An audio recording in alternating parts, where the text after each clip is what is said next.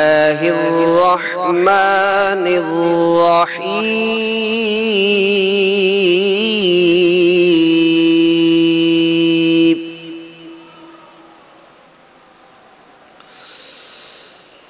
يقول يا ليتني قدمت لحياتي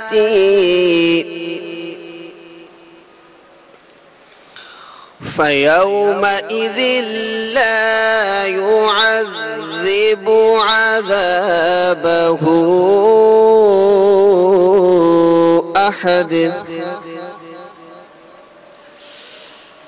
ولا يوثق وثاقه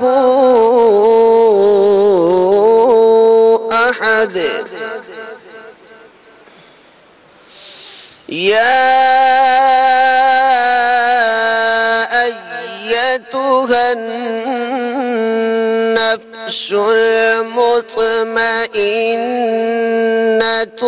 ارجعي إلى ربك راضية مرضية ارجعي إلى ربك راضية مرضية فادخلي في عبادي وادخلي جنتي. صدق الله العظيم.